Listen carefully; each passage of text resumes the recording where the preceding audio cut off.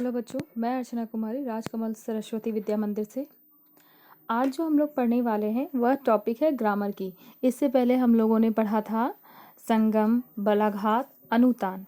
आज हम लोग पढ़ने वाले हैं संधि। जितना जैसे जैसे मैं पढ़ाते जाऊं उन चीज़ों को आप अपनी हिंदी व्याकरण कॉपी में, हिंदी कॉपी मतलब व्याकरण कॉपी दोनों एक ही में है, उसमें नोट करते जाएंगे। ठीक है, तो आज हम लोग पढ़ने वाले हैं संधि। तो सबसे पहले हम लोग संधि की परिभाषा जानेंगे।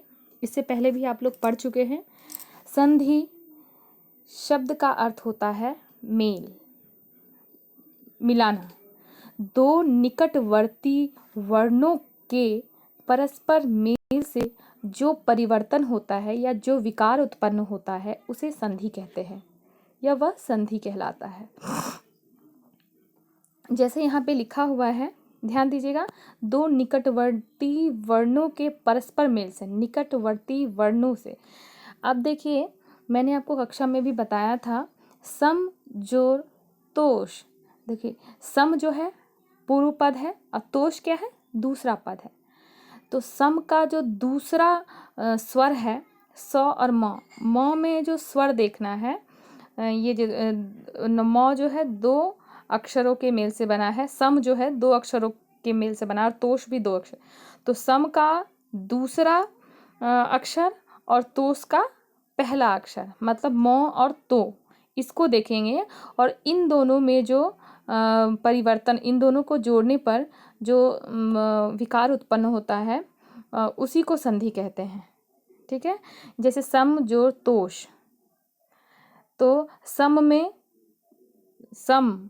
में म है और तोष में ओ है, तो इसको जोड़ने से समतोष बना, संतोष। उसी तरह देव जोड़ इंद्र, देव में क्या है, देव, व में अ है, तो अ और हर्ष ई, ये दोनों को मिलके क्या हुआ, ए बना है, तो देवेंद्र हो गया, देवेंद्र।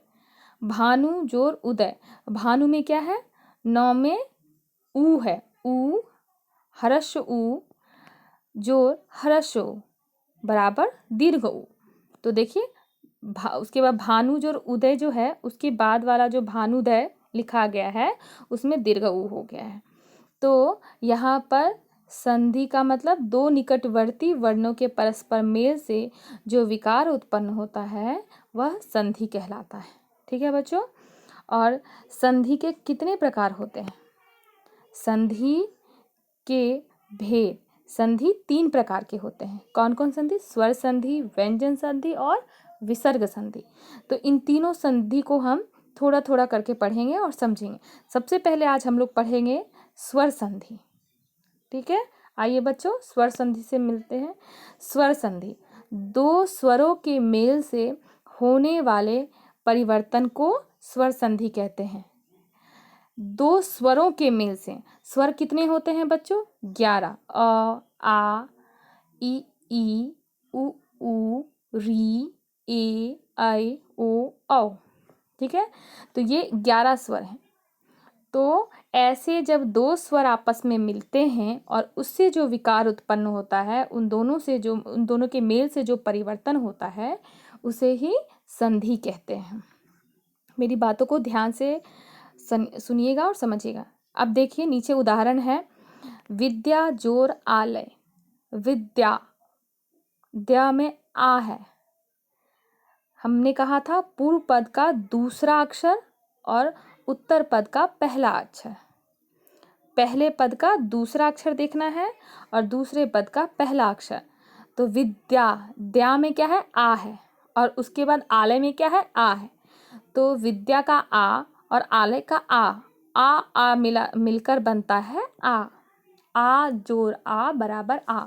आगे हम उदाहरण में और देखेंगे। तो क्या हो गया, विद्या जोड़ आलय विद्यालय। ठीक है, अब हम लोग पढ़ेंगे, ये तो हुआ हम लोगों ने जाना स्वर संधि के साथ। अब हम लोग स्वर संधि के भेद पढ़ेंगे।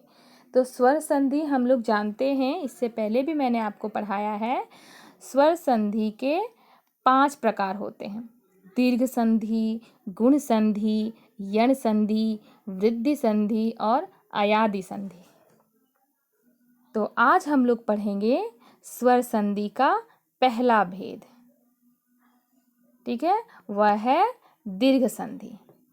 अब देखिए दीर्घ संधि किसे कहते हैं, आज हम लोग इतना ही समझेंगे, दूसरे दिन गुण संधि समझेंगे।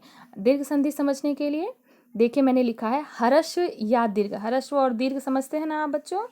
हरस्व या दीर्घ अ ई उ, ये तो हो गया हरस्व, और इसी का दीर्घ क्या हो जाएगा, आ दीर्घ ई दीर्घ उ, ठीक है।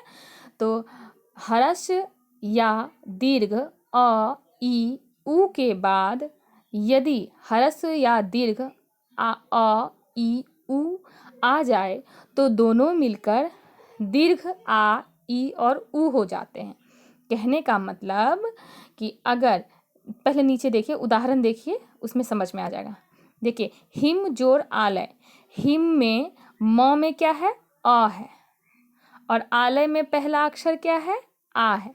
अ जोड़ आ मतलब हरस्व अ जोड़ दीर्घ आ बराबर मिलकर क्या बना, आ। तो क्या हुआ, हिमालय। हिम में क्या है, अ है, आलय में क्या है, आ है, तो मिलकर क्या बना, हिमालय। हिम में म में अ है, आलय में आ में आ है, तो अ जोड़ आ बराबर आ। उसी प्रकार हिम जोड़ आलय बराबर हिमालय।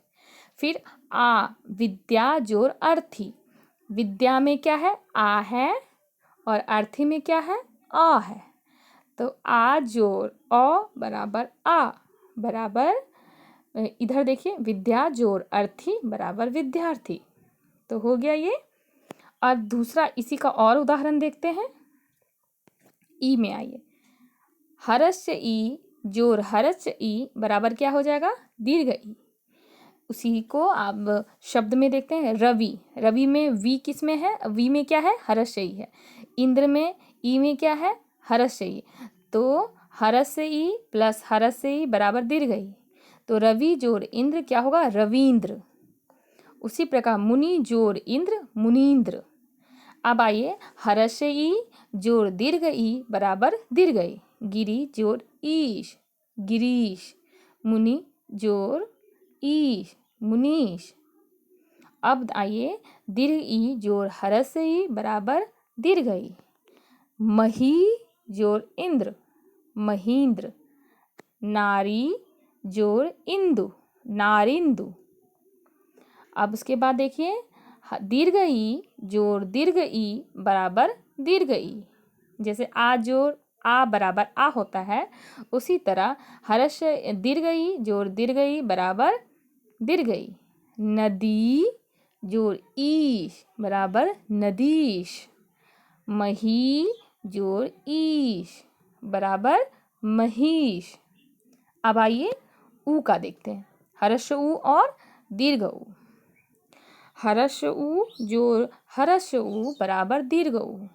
भानु, भानु में न में क्या है, हर्ष ऊ है।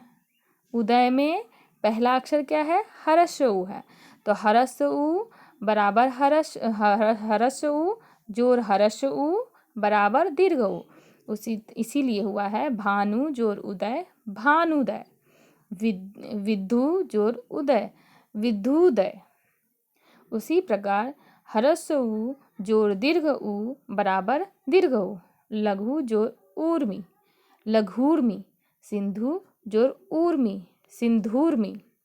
वधु जोड़ उत्सव, वधु में ध में क्या है, दीर्घ ऊ, उत्सव में पहला अक्षर क्या है, हर्ष ऊ, तो दीर्घ ऊ जोड़ हर्ष ऊ बराबर दीर्घ ऊ, तो वधु जोड़ उत्सव वधूत्सव।